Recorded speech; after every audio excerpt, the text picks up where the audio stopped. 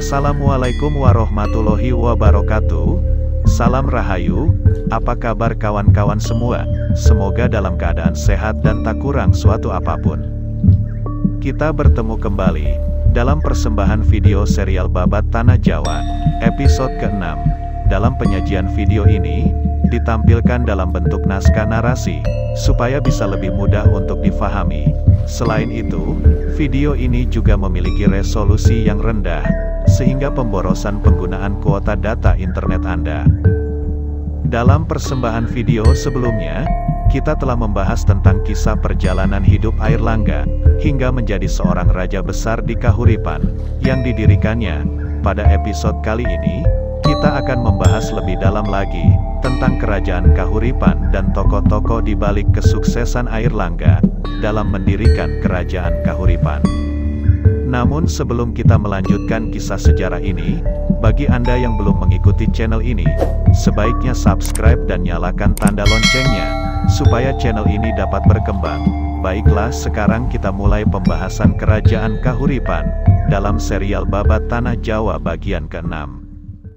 Kerajaan Kahuripan tercatat sebagai salah satu kerajaan besar dalam perjalanan sejarah di Tanah Jawa. Airlangga sebagai Raja Kahuripan yang pertama dan terakhir, telah berhasil membesarkan kerajaan Kahuripan. Tentu saja, upaya untuk membesarkan kerajaan Kahuripan ini, tidaklah dilakukan sendirian oleh Airlangga. Berikut ini, akan saya jelaskan mengenai tokoh-tokoh penting, dalam sejarah kerajaan Kahuripan. 1. Mahendradatta, di Bali, ia dikenal dengan sebutan Gunapriya Dharmapatni. Mahendradatta merupakan putri Raja Sri Makuta Wangsawardhana, dari Wangsa Isyana Kerajaan Medang atau Mataram kuno. Ia menikah dengan Udayana, seorang Raja Bali dari Wangsa Warmadewa.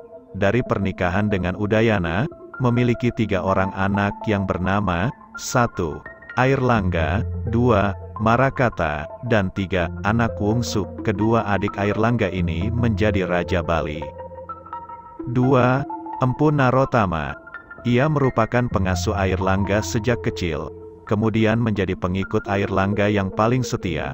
Empu Narottama pun menemani Airlangga pada masa pelarian, hingga masa berdirinya kerajaan Kahuripan.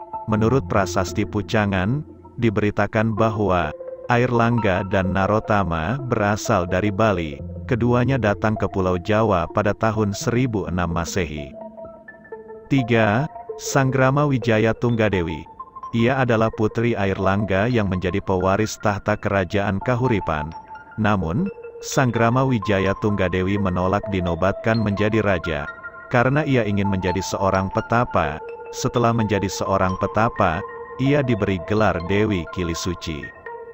Pada masa pemerintahan Airlangga, ia menjabat sebagai Rakrian Mahamantri atau Putri Mahkota.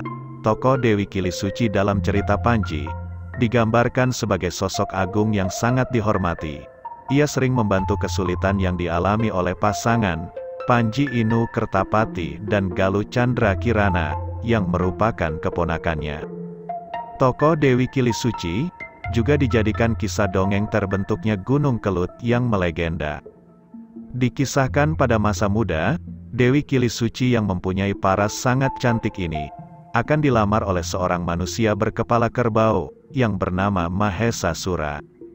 Pada saat itu Dewi Kilisuci memberikan persyaratan, jika Mahesasura mampu membuatkannya sumur raksasa, maka Dewi Kilisuci bersedia dipersunting oleh Mahesasura. Berkat kesaktian yang dimiliki Mahesasura, maka ia pun berhasil membuat sumur raksasa yang diminta oleh Dewi Kilisuci. Namun, setelah selesai membuat sumur raksasa, Mahesasura jatuh ke dalam sumur buatannya, setelah dijebak oleh Dewi Kilisuci. Kemudian Mahesasura yang berada di dalam galian sumur raksasa tersebut ditimbun dengan batu dan tanah oleh pasukan dari kerajaan Kadiri, hingga gundukan tanah tersebut membentuk sebuah gunung, yang diberi nama Gunung Kelut. Konon, setiap Gunung Kelut meletus, daerah Kediri yang selalu menjadi korban, sebagai wujud kemarahan Mahesasura. 4. Empu Barada.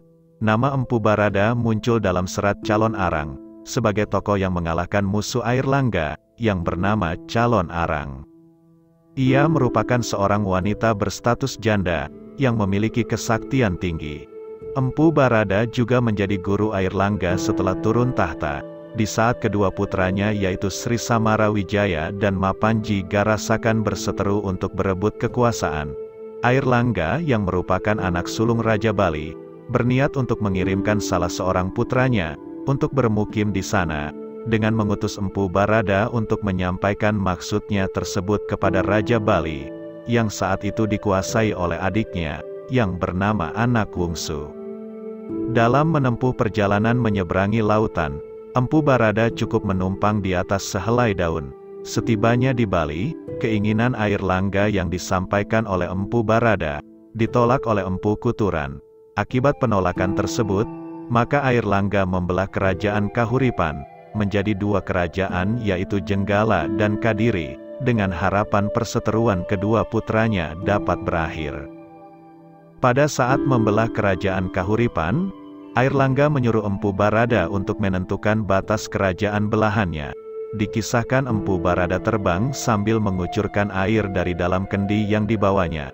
Ketika tiba di desa Palungan, jubah Empu Barada tersangkut pada ranting pohon asam. Ia pun marah, lalu mengutuk pohon asam tersebut menjadi pohon kerdil. Oleh karena itu, penduduk setempat memberi nama Kamal Pandak, yang artinya asem pendek. Selesai menetapkan batas kerajaan Jenggala dan Kadiri atau Kediri, Empu Barada membuat kutukan, barang siapa yang melanggar batas tersebut, hidupnya akan mengalami kesialan. Sekarang kita akan membahas kerajaan Jenggala, yang merupakan kerajaan belahan Kahuripan. Kerajaan Jenggala berdiri pada tahun 1042 Masehi, dan berakhir pada tahun 1130 Masehi. Pusat pemerintahan kerajaan Jenggala terletak di Kahuripan, saat ini berada di Sidoarjo, Jawa Timur. Peninggalan bukti sejarah kerajaan Jenggala, antara lain menunjukkan beberapa raja yang pernah memerintah kerajaan Jenggala, antara lain 1. Mapanji Garasakan. Berdasarkan prasasti turun Hyang II, yang dibuat pada tahun 1044 Masehi. 2. Alanjung Ahyes. Berdasarkan prasasti Banjaran, yang dibuat pada tahun 1052 Masehi. 3. Samarot Saha. Berdasarkan prasasti Sumengka, yang dibuat pada tahun 1059 Masehi. Meskipun Raja Jenggala yang diketahui hanya 3 orang, namun kerajaan ini mampu bertahan dalam persaingan dengan kerajaan Kediri, hingga selama 90 tahun. Setelah masa tersebut, akhirnya kerajaan Jenggala dikalahkan oleh Srijayabaya, sewaktu bertahta sebagai Raja Kediri. Dalam kitab Nagara Kertagama, yang ditulis pada tahun 1365 Masehi, kerajaan Jenggala disebutkan dalam naskah ini. Dalam naskah tersebut disebutkan bahwa raja pertama kerajaan Jenggala adalah Lembu Amiluhur, putra Resi Gentayu atau Airlangga. Lembu Amiluhur juga bergelar Jaya Negara, kemudian ia digantikan oleh putranya, yang bernama Panji Asmara Bangun, dengan gelar Prabu Suryawisesa.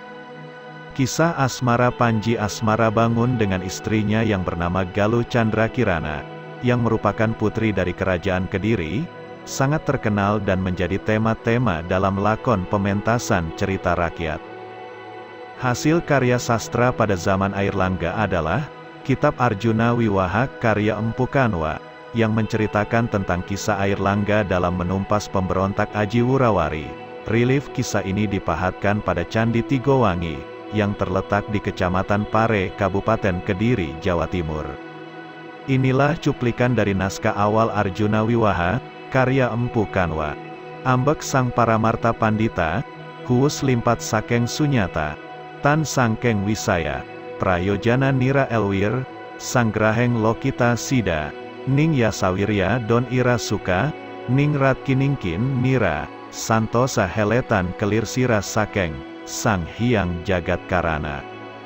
Usni Sangkui Lebu Nipaduka, Nira Sang Mangkana, Elwir Nira Menggeh, Manggala Ning Miket, Kawijayan Sang Parta Ning Kahyangan. Artinya adalah, batin yang bijak sungguh-sungguh, telah tembus sampai ke tingkat kesempurnaan tertinggi. Dari keadaan kosong, bukan dari kawasan panca indera, timbullah tekadnya untuk mengabadikan diri pada urusan-urusan duniawi. Semoga amal baktinya yang penuh pahala, dan tindakannya yang bersifat ksatria, mencapai tujuannya, daulat terhadap diri sendiri dan penuh sentosa ketentraman batin. Ia menerima keadaan ini, yakni tetap terpisah oleh tabir dari sebab abadi dunia ini. Pada bagian akhir naskah Arjuna Wiwaha adalah, sampun keketan inhat Arjuna Wiwaha, pangarana naiki saksat, tambai ira empukan watu mata metu-metu, kakawin berantapan teher angkarep, samara karya mangiring ing aji sri air langgia, namostu sang panikelan tanah anganu mata. Artinya adalah, kuletakkan puncak kepalaku pada debu sandal raja yang menampakkan diri. Dengan cara ini, ia merupakan sumber berkat yang tak pernah kering, untuk menuangkan kemenangan parta di kediaman para dewa kahyangan. Kutipan awal dan kutipan bagian akhir naskah Arjuna Wiwaha ini, memang sangat mirip dengan kisah perjuangan Airlangga dalam menumpas musuh-musuhnya, sebagaimana yang tertulis pada akhir naskah Arjuna Wiwaha tersebut, bahwa Empu Kanwa juga sedang disibukkan dalam persiapan sebuah ekspedisi peperangan. Ini merupakan bagian dari rangkaian perjuangan Airlangga dalam menumpas para musuh-musuhnya. Itulah perjalanan sejarah Kerajaan Jenggala dan hasil karya sastra pada masa Airlangga. Berikutnya akan kita bahas mengenai Kerajaan Kadiri atau Kerajaan Kediri, dalam persembahan video serial Babat Tanah Jawa episode berikutnya.